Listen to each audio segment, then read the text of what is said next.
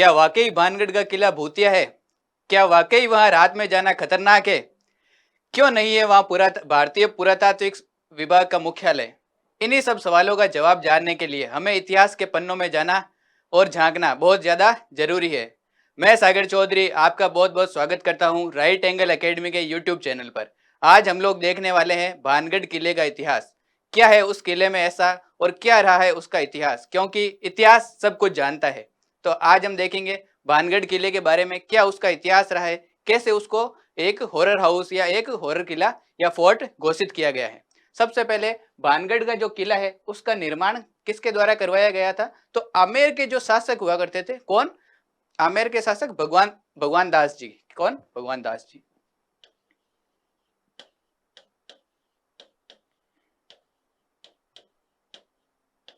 आमेर के शासक भगवान दास जी द्वारा 1573 ईस्वी के अंदर इसका निर्माण करवाया गया।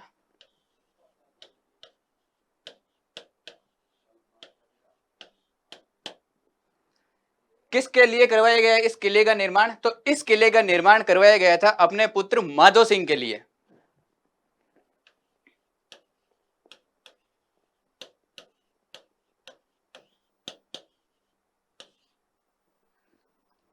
यह है इस किले का इतिहास कि इनका निर्माण किसके द्वारा करवाया गया? तो अपने भगवान दास जी के द्वारा 1573 ईस्वी में अपने पुत्र माधो सिंह के लिए इस किले का निर्माण करवाया गया। और इसके बारे में सबसे जो प्रचलित दंत कथा है महारानी रत्नावती की, उसी के बारे में आज हम जानेंगे कि महारानी रत्नावती के बारे में कौन सी दंत कथा प्रसिद्ध है जिसके कारण इसे हॉरर फोर्ट घोषित किया गया है। तो राजकुमारी रत्नावती जो इस भानगढ़ किले की राजकुमारी हुआ करती थी, वो बहुत ज्यादा सुंदर थी या अति सुंदर उनको उस समय माना जाता था। एक बार की बात है, वो कहाँ गई? अपने मार्केट के अंदर या अपने बाजार के अंदर शॉपिंग वगैरह करने गई थी। और उस टाइम वो क्या खरीदने गई? इत्र खरीदने गई। क्या खरीदने गई? ये राजकुमारी रत्नावती की तस्वीर दे रखी है यहाँ पे। ये इत्र खरीदने के लिए बाजार जाती है और बाजार जाने पर इनकी दृष्टि पड़ती है अपने एक सिंगिया सेवड़ा नामक एक तांत्रिक या अपने काला जादू करने वाला एक व्यक्ति होता है। उसकी नजर किस पे पड़ती है? राजकुमारी रत्नावती पर पड़ती है। और वो इन्हें देखते ही अत्यंत क्या हो जाता है? मोहित हो जाता है इनके ऊपर। और उसे लगता है कि अगर जीवन के अंदर पाना है तो किसे? राजकुमारी रत्नावती को। और वो इसी प्रयास से जो राजकुमारी रत्नावती इत्र की जो शीशी खरीद रही होती है, किसकी शीशी? इत्र की जो शीशी खरीद रही होती है, उसके अंदर तंत्र मंत्र करने का प्रयास करता है और उसके अंदर ऐसी शक्तियां प्रयोग में लेता है कि उन शक्तियों से जो भी उस इत्र को लगाए वो किसकी तरफ खींचा चला है? वो राजकुमारी रत्नावती या जो भी उस इत्र को लगाएगा वो सिंगिया सेवड़ा की तरफ खींचा चला आएगा। जब राजकुमारी रत्नावती थोड़ी ही दूर उस इत्र को लेकर पहुंचती है तो रास्ते के अंदर उसकी जो मित्र होती है या जो दासी होती है, किसकी? राजकुमारी रत्नावती की, वो उनके साथ में जा रही होती है। और वो जब सिंगिया सेवड़ा नामक जो तांत्रिक होता है वो जब इत्र के साथ छेड़छाड़ कर रहा होता है तो जो उसकी महिला मित्र होती है या अपने जो भी दासी होती है वो उस समय देख लेती है उसे और वो उस समय घबराहट से बोलती नहीं है। लेकिन जब रास्ते के अंदर उसे लगता है कि मुझे इसकी सूचना किसे देनी चाहिए? राजकुमारी रत्नावती को देनी चाहिए।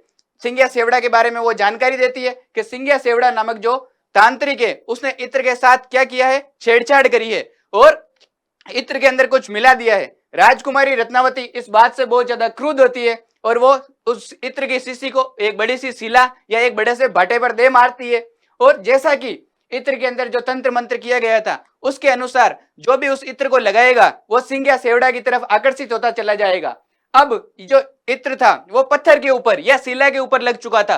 तो अब जो अपने शिला होती है वो अपने सिंगिया सेवड़ा की तरफ आकर्षित होकर चली जाती है या लुढ़कते हुए सिंगिया सेवड़ा की तरफ जाती है और सिंगिया सेवड़ा उसके नीचे कुचलकर मर ही रहा होता है। तब वो अपने अंतिम शब्दों के अंदर एक श्राप देता है।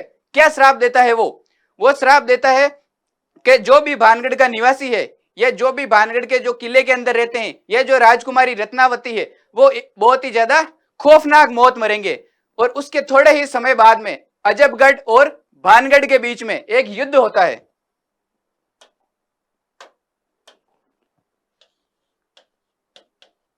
अजबगढ़ व भानगढ़। इन दोनों रियासतों के मध्य एक भीषण युद्ध होता है और इस युद्ध के अंदर जो अजबगढ़ की सेना होती है वो शुरू से ही हावी रहती है, वो किले के अंदर घुसती है और बच्चे, बूढ़े, महिलाएं जो भी उन्हें मिलती है उन सभी को वो काटते हुए आगे बढ़ते हैं और राजकुमारी रत्नावती को उन्हीं के कक्ष के अंदर बुरी मौत मार दिया जाता है। उसके बाद से यहाँ का जो एरिया था, ये यहाँ के जो निवासी थे, उन्होंने धीरे धीरे इस क्षेत्र से अपने जो निवास था उसको खाली करना प्रारंभ कर दिया। और यहाँ पर आज भी ऐसा माना जाता है कि रात का जो समय होता है यहाँ पे जाना बहुत ज्यादा खतरनाक है, या इन्हें यहाँ पे रोने धोने की या चीखने चिल्लाने की, महिलाओं की, बच्चों की आवाज सुनाई देती है। तो यही माना जाता है कि इस घटना के बाद में जो भी मृत लोग यहाँ पे थे उनकी आत्माएं आज भी यहाँ पे घूम रही है।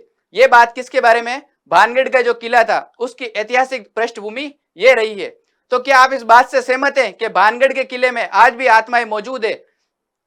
लेकिन जो भारतीय पुरातात्विक विभाग है वो यहाँ पर जो भारत सरकार ने 6 बजे बाद में यहाँ पे प्रवेश पर पाबंदी लगा रखी है। यहाँ पे एक बोर्ड भी लगाया गया है भारतीय पुरातात्विक विभाग के द्वारा कि 6 बजे बाद में यहाँ पे कोई भी नहीं जाएगा।